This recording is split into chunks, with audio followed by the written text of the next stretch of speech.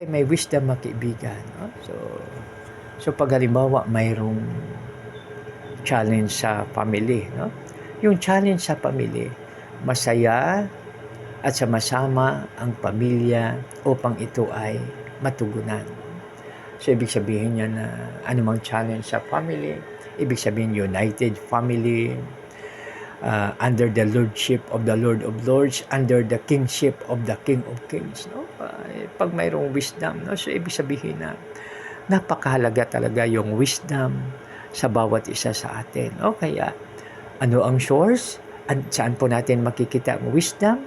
So makikita natin kung magkaroon tayo ng takot po sa ating Panginoon. Kaya napakasaya, napakabuti at napakadakila ang ating Panginoon. Dahil pag tayo ay may takot sa Kanya, ibibigay niya po sa atin ang wisdom. Ha? So pag mayroon tayong wisdom, so ito yan, no?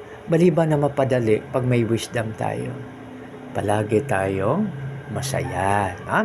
Kasi ang sabi ng mga matatalinong tao, nasayang daw ang kanilang araw dahil sa lungkot. So kaya dapat palagi po tayong masaya mga kaibigan. No? So ngayon, pag masaya tayo, pag mayroon tayong wisdom, ating naiisip na mayroong Diyos sa langit na nakatingin sa atin. No?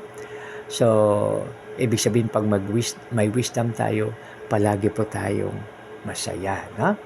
Pag masaya tayo, napakaganda. Di ba may awit? No? O tingnan ang maibon, no? Kahit bumabagyo, mayroon pa rin silang awit. No? So, ibig sabihin na kahit yung mga ibon, ay kahit may challenge sila sa buhay, masaya pa rin siya. Mayroon pa rin silang awit. No? So, kaya napakaganda na tingnan natin yung mga lilikha ni Lord upang magbigay ng guide sa atin, upang makatulong sa atin na tayo mga kaibigan ay makapamuhay ng masaya. No? Ibig sabihin na mayroong kagalakan. Kasi pag tingnan natin pag sinabi natin kagalakan, sa English yan ay joy. Pagkasiyahan naman, masaya ay ito ay happiness. No? Pag sinabi natin joy, ito ay galing sa, minsan umiiyak tayo ng kasiyahan. No? Parang tinatawag natin na tears of joy. No? So yan, no? Di ba mga kaibigan? So napakaganda, no?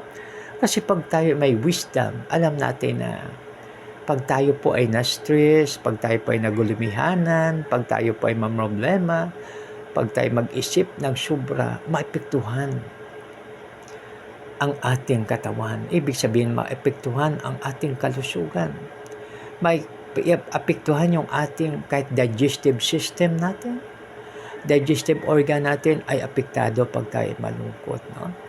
Kaya dapat palagi tayong masaya. Pero huwag namang tumawa na nag-iisa mga kaibigan dahil kaya dapat mayroon tayong kasama. No? Kasi man is a social being o kaya person is a social being. Kasi pag sinabi nating man, no? So dahil sa God ngayon, sa gender and development, no? Dapat person gamitin natin, sabi ng mga God advocates. So tama naman, no? Pag sinabi natin na person, so yan. So mga kaibigan, dahil sa person is a social being, dapat may kasama po tayo. So ano po ang advantages pag tayo may kasama? Pag may kasama tayo, pwede tayo maghalakhak, pwede tayo tumawa, pwede tayo mag-smile. No?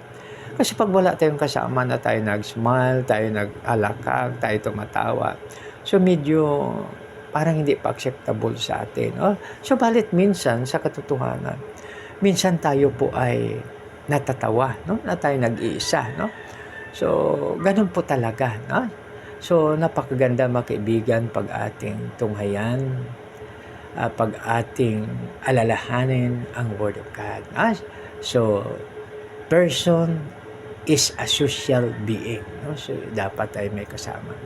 So, kaya mahirap yung nag-iisa. Alam nyo, mayroong isang kapitan ng Armed Forces of the Philippines. No? Nasaan siya ngayon sa bundok, no? Sa Mount Apo. So ngayon, nagkataon na nag-iisa siya. So parang hindi siya mapalagay. Nag-iisa siya. Alam mo, hinanap niya yung mountain people, yung mga katutubo, no? Hinanap niya, no? Tapos namuhunan siya. Binigyan niya ng sigarilyo o kaya pagkain niya para lang may makasama siya, no? So kaya napagaganda mga kaibigan na tayo ay may kasama dahil man is a social being. Maliban na lang na sometimes may pagkakataon na tayo ay nag-iisa, no? Pero pag ating interpret po sa religious way na God is watching us from a distance, ibig sabihin na literal na wala po tayong kasama sa kung saan man tayo naroon. Subalit si Lord ay kasama natin. Kaya napakaganda mga kaibigan pagkasama natin ang ating Panginoon dahil tayo po ay talagang sinasamahan niya. No? God is watching us from a distance. No? So ibig sabihin yan mga kaibigan na no need to worry kasi sometimes tayo ay nag-iisa. No? So yan, no? So yan ay sa wisdom. So kaya mga kaibigan, pag tayo wisdom, alam natin na pag masaya tayo, masaya rin ang ating puso. No? So ibig sabihin na a merry heart, ayan, merry heart, ibig sabihin masayang puso, ay nagbibigay ng magandang kalusugan sa bawat isa sa atin. No? So yan pag may wisdom tayo. At pag tayo naman ay may wisdom, kahit pagkain ay tayo ay selective na, no? So pinipili na po natin ang mga pagkain na dapat natin kainin, no? So alam niyo ba mga kaibigan na kasi ang aking mayroon kasing isang mga kaibigan na mayroon siyang parang mataas na yung sugar niya. Kasi yung nasugatan yung kanyang paa, no? Yung nasugatan po yung kanyang paa, sabi niya, ba't matagal ito humilom, no? So kaya sabi niya magpa-check up ako. So, sabi ko wag na po, baka pwede naman na ito langgasan mo ng linagang bayabas. Tapos inumin mo rin yung linaga mong bayabas. Dahon po ng bayabas.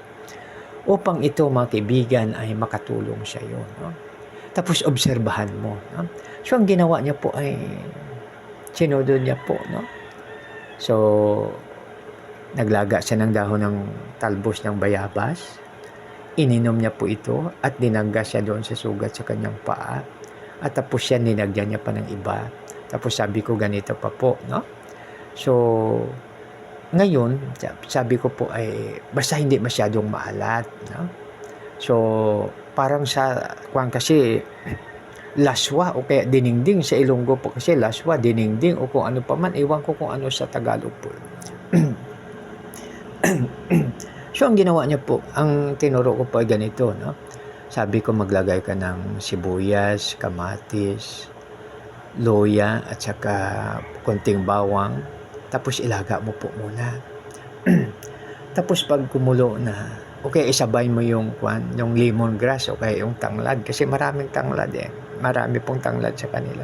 So, ngayon po, sabi ko yan, no? Kahit lagyan mo lang yan ng dilis o kaya isang isda, no? Pero pakuluan mo muna ng pakuluan para yung lalabas talaga ang katas ng mga ricados na inilagay mo, no? Ilagay mo po tapos pagkatapos